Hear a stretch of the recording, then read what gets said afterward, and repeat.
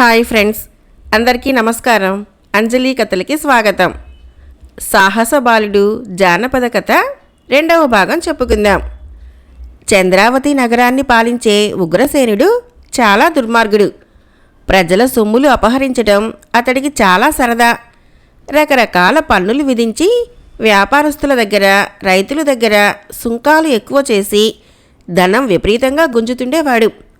అయితే అతడు ఈ చర్యలు చాలా రహస్యంగా తన భటుల చేత చేయిస్తూ ఉన్నందువలన మారుమూలల ప్రజలకు అంతగా వెల్లడి కాలేదు. ఉగ్రసేనుడు అప్పుడే కొలువు చాలించి అంతఃపురానికి వెళ్ళి రాణితో విలాసంగా మాట్లాడుతూ ఉండగా ఒక భటుడు వచ్చి నమస్కరిస్తూ, మహారాజా, సిరిపురం అనే గ్రామం నుంచి ఎవరో బాలచంద్రుడు అనే యువకుడు వచ్చి దేవరవారి దర్శనం కోరుతున్నాడు. అతని దగ్గర చాలా ఖరీదైన వస్తువేదో ఉందట.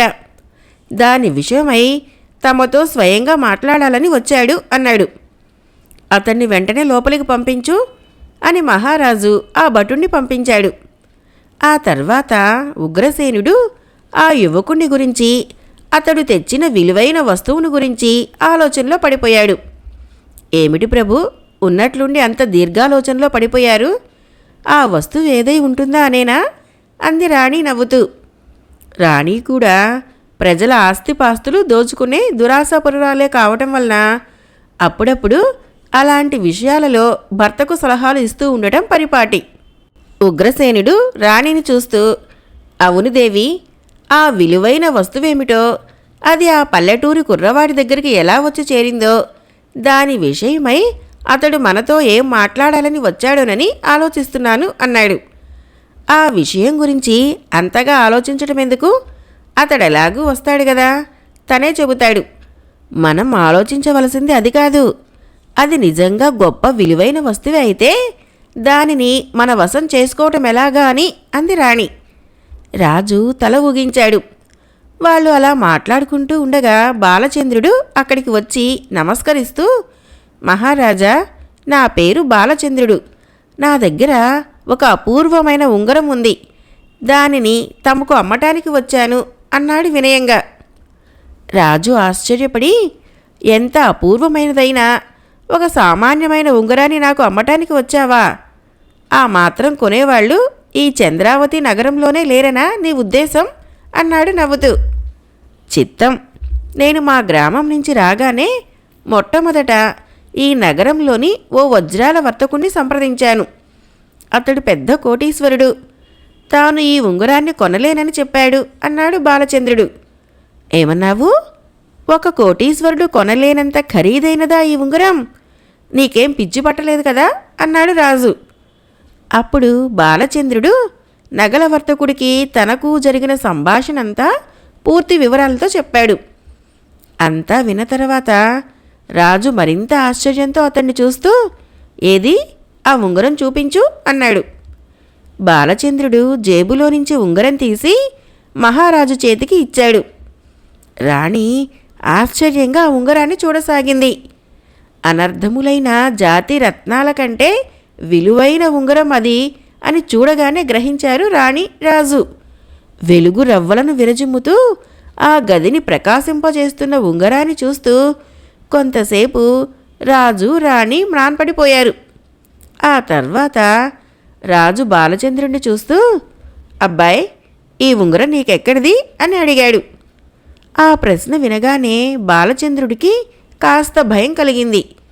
అది తనకు ఎలా లభించింది చెబితే నమ్మరని అంతకుముందు అతడు భావించినందువలనే వజ్రాల వర్తకుడి దగ్గర అబద్ధం చెప్పాడు. ఇప్పుడు రాజు దగ్గర కూడా అలాగే చెప్పాలి. లేకపోతే కూపీ తీస్తే కథంతా అడ్డం తిరుగుతుంది. దెయ్యం దగ్గర ఉంగరం దొరికిందంటే నమ్మేవాళ్ళెవరు? అందువల్ల ఇప్పుడు ఉంగరం విషయంలో తాను మొదట చెప్పిన అబద్ధమే చెప్పి తీరాలి. ఆ విధంగా ఆలోచించిన మీదట బాలచంద్రుడు రాజుతో తనకు ఆ ఉంగరం ఎక్కడి నుంచి లభించలేదని, తమ ఇంట్లో ఉన్నదేనని చెప్పాడు. ఉగ్రసేనుడు అతన్ని వింతగా చూస్తూ, నువ్వు అబద్ధం చెబుతున్నావు.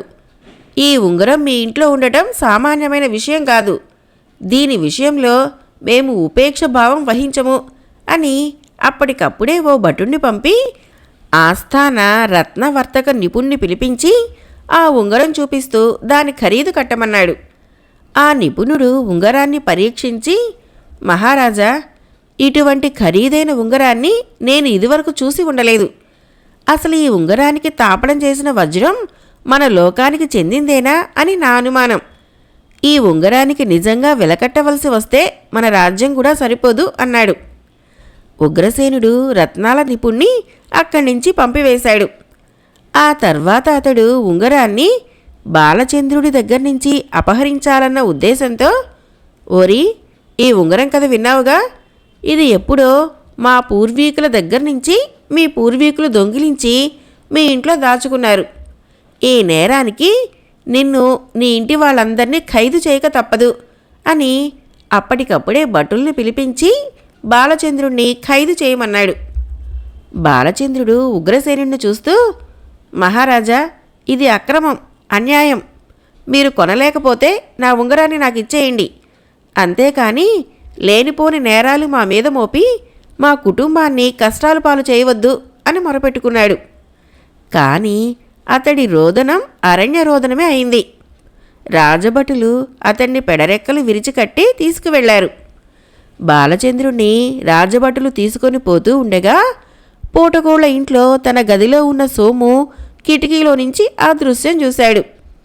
అతడి వెంటనే పరిగెత్తుకుంటూ క్రిందకి వచ్చి బాలచంద్రుణ్ణి పట్టుకొని ఏడుస్తూ, చూశావా బాలా, ఈ ఉంగరం జోలికి వెళ్ళవద్దంటే విన్నావు కాదు. రాజుగారితో వ్యవహారం మంచిది కాదని నెత్తి నోరు కొట్టుకొని మొత్తుకున్నాను. నా మాట విన్నావు కాదు. ఇప్పుడేమైందో చూశావా అన్నాడు. బాలచంద్రుడు సోమును చూస్తూ, సోము, ఇలా అవుతుందని నేను కూడా అనుకోలేదురా. ఈ రాజు మోసం చేసి మన ఉంగరాన్ని కాజేసి నన్ను ఖైదు చేశాడు. నా తల్లిదండ్రులకు కూడా ముప్పు ఏర్పడుతుంది. నువ్వైనా ఈ వ్యవహారంలో తలదూర్చకుండా తప్పించుకున్నావు. అదే 10,000. వెంటనే నువ్వు మన ఊరు వెళ్ళిపో. మా నాన్నగారికి జరిగిందంతా చెప్పు అన్నాడు. ఆ తర్వాత సోము బాలచంద్రుడితో ఇంకా ఏదో మాట్లాడబోతూ ఉండగా రాజభటులు అతన్ని కసిరిగొట్టి బాలచంద్రుణ్ణి లాక్కుంటూ వెళ్ళిపోయారు. సోము కళ్ళంబడి బాష్పాలు రాలుతూ ఉండగా అక్కడి నుంచి ఊరు ముఖం పట్టాడు. రాజుగారు తలుచుకుంటే దెబ్బలకు కొదువా అన్న సామెత ప్రకారం సిరిపురంలో ఉన్న బాలచంద్రుడి తల్లిదండ్రులు కూడా ఉగ్రసేనుడి భటుల ద్వారా చంద్రావతి నగరంలోని చెరసాలకు చేర్చబడ్డారు. చెరలో ఒక అరలో బాలచంద్రుడు నిద్రాహారాలు లేకుండా ఆ దినమంతా గడిపాడు. అతడికి ఉగ్రసేనుడి మీద విపరీతమైన కోపం వచ్చింది. ఎలాగైనా చెరసాల నుంచి తప్పించుకొని వెళ్ళి తగినంత బలం చేకూర్చుకొని ఉగ్రసేనుడిపై ప్రతీకారం తీర్చుకోవాలన్న సంకల్పంతో అతడు తదేకంగా ఆలోచించడం మొదలుపెట్టాడు. అలా ఆలోచించగా చివరకు అతడికి ఓ ఉపాయం తట్టింది. బాలచంద్రుడు ఉన్న అరకు కాపలా కాసే భటుడు చాలా అమాయకుడని, దురాశాపరుడని అతడు కొన్ని చర్యల ద్వారా తెలుసుకున్నాడు. అందువలన అతన్ని కదిలించి అతడి వల్లనే తాను బయటపడాలని నిశ్చయించుకున్నాడు. రాత్రి భోజనం అరలో పెడుతూ ఉండగా బాలచంద్రుడు ఆ భటుణ్ణి చూస్తూ, అన్నా, నేను అన్నహారాలు ముట్టను. ఈ చెరలో చచ్చిపోవాల్సిందే. అందువల్ల ఇక నుంచి నువ్వు నా కోసం భోజనాలు తీసుకురావద్దు అన్నాడు. ఆ భటుడు అతన్ని జాలిగా చూస్తూ, అలా అనకు తమ్ముడు. నీ మొహం చూస్తుంటే నువ్వు చాలా మంచివాడివనిపిస్తుంది. రాజుగారు ఒక్కొక్కసారి ఉత్తి పుణ్యానికే కొందరి మీద నేరాలు మోపి ఖైదు చేస్తూ ఉంటారు. నువ్వు కూడా అలాంటి బాపతే అయి ఉంటావేమోనన్న ఆలోచనతోటే నీ విషయంలో జాలి పడుతున్నాను. చచ్చి సాధించేదేముంటుంది? బ్రతికియుండినా శుభములు బడయవచ్చు అన్న సామెత నువ్వు వినలేదు కాబోలు. ఎప్పటికైనా నీకు మంచి రోజులు రాకుండా పోతాయా అన్నాడు ఓదార్పుగా. ఇంకేం మంచి రోజులు వస్తాయి? నాకు నిజంగా మంచి రోజుల రాతే ఉండి ఉంటే ఆ ఉంగరాలన్నీ ఆ మర్రి చెట్టు తొర్రలో నుంచి మూటగట్టుకొని మా ఊరు వెళ్ళి అక్కడి నుంచి ఏ దేశానికైనా వెళ్ళి మంచి రాజుకు అవన్నీ అమ్ముకొని సుఖపడేవాణ్ణి. ఒకే ఒక ఉంగరం పట్టుకొచ్చి దాన్ని కూడా మీ రాజుగారి వాతన పడేసి చివరకు ఖైదీనయ్యాను కదా అని చెప్పాడు బాలచంద్రుడు. ఉంగరాలా? మర్రి చెట్టు తొర్రలోనా? అదేమిటో కాస్త వివరంగా చెప్పరా బాబు. అసలు నిన్ను ఎందుకు ఖైదు చేశారు?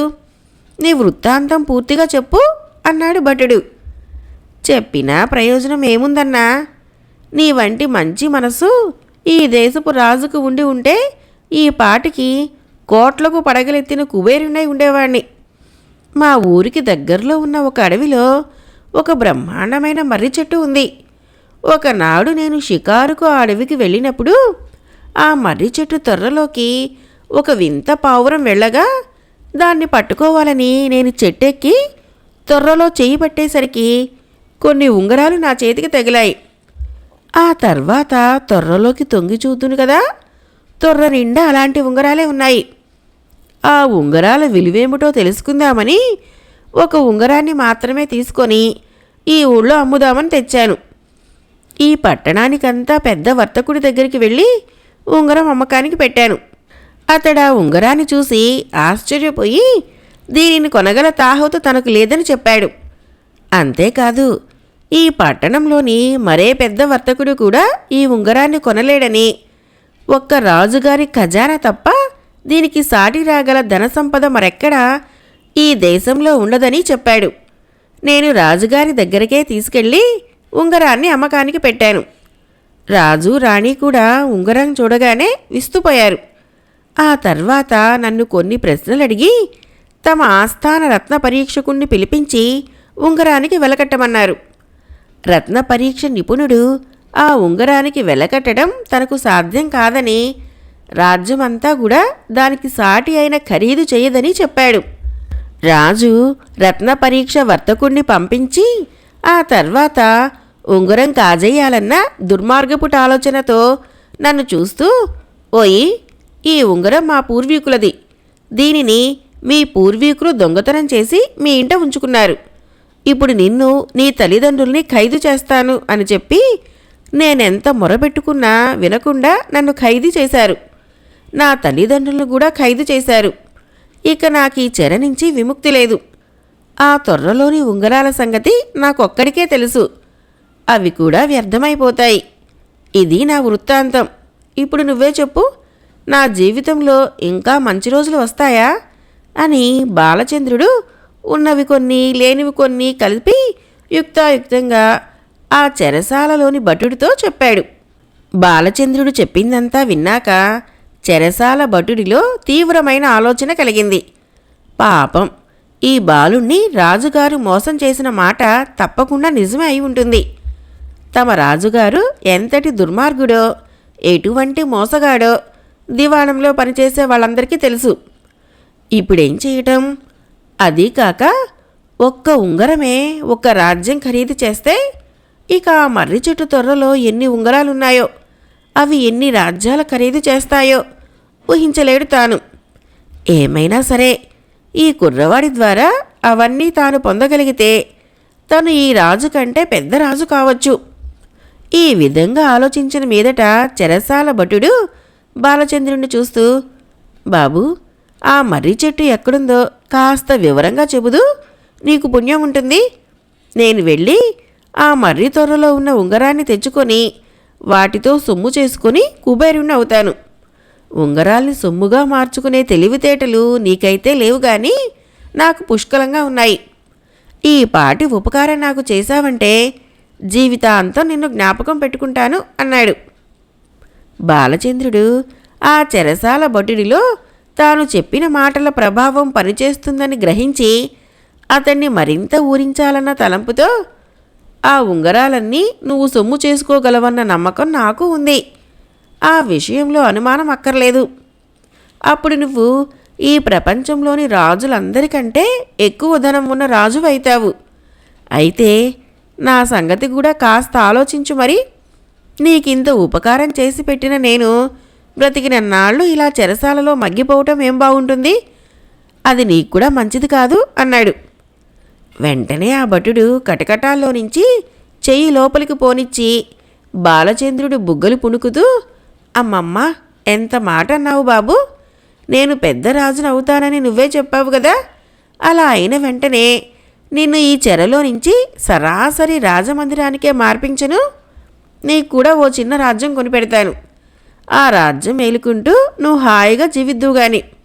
ఏం మరి ఆ మర్రి చెట్టు ఎక్కడుందో చెప్పు అన్నాడు. అలా కాదన్నా, నువ్వు రాజువైన తర్వాత నీ మనస్సు ఎలా మారిపోతుందో ఎవరికి తెలుసు? ఇప్పుడున్న మంచి బుద్ధి రాజువుగానే మారిపోవచ్చు. రాజుల సంగతి ఎలా ఉంటుందో మన దుర్మార్గపు రాజే నిరూపించాడు కదా. కాబట్టి నువ్వు రాజువు కాకముందే నా సంగతి తేల్చు. నీకు ఆ ఉంగరాలు దక్కించే పని నేను క్షణాల మీద చూస్తాను అన్నాడు. ఈలోగా ఏం ఆలోచించినా నీ విషయంలో నేనేం చేయగలను తమ్ముడు అన్నాడు ఆ భటుడు నీడు నములుతూ. నువ్వు చేయగల పని ఈ దేశపు మంత్రి కూడా చేయలేడన్నయ్యా. ఈ చెరసాలని కాపలా కాసేది నువ్వు. కాబట్టి ఈ లోపల ఎవరున్నారో లేరోనన్న విషయం నీకు తప్ప ఇతరులకు తెలియదు. ఆ అవసరం కూడా వాళ్ళకి లేదు. పోతే నేను రాజకీయ ఖైదీని కాను. కాబట్టి అడపా దడపా నన్ను విచారించటానికి రాజు తన దగ్గరికి పిలిపించుకోడు. అందువల్ల నేను లోపల ఉండినా లేకపోయినా తెలిసేది నీకొక్కడికే కదా అని యుక్తిగా మాట్లాడుతూ బాలచంద్రుడు ఆ రాజభటుడిలోని భావాలని పసిగట్టడానికి కాసేపు ఆగి అతడి ముఖంలోకి పరీక్షగా చూశాడు. బాలచంద్రుడు మాటిమాటికి తన్ను పెద్ద రాజుగా అభివర్ణిస్తూ చేసిన ప్రసంగం రాజభటుణ్ణి పూర్తిగా ఆకట్టుకుంది. తాను ఆ మర్రి చెట్టు తొర్రలోని ఉంగరాలని అప్పుడే తెచ్చుకున్నట్లు, వాటి వల్ల గొప్ప చక్రవర్తి అయినట్లు అతడు తెగ మురిసిపోతున్నాడు.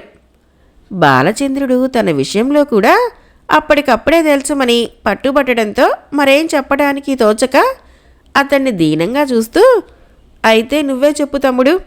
ఈ విషయంలో ఇప్పుడు నా వల్ల అయ్యేదేదో త్వరగా చెప్పు, చేసి పారేస్తాను అన్నాడు. నన్ను ఈ చెర నుంచి విడిపించు. నిన్ను ఆ మర్రి చెట్టు దగ్గరకు తీసుకువెళ్ళి ఉంగరాలన్నీ నీ ఆధీనం చేస్తాను.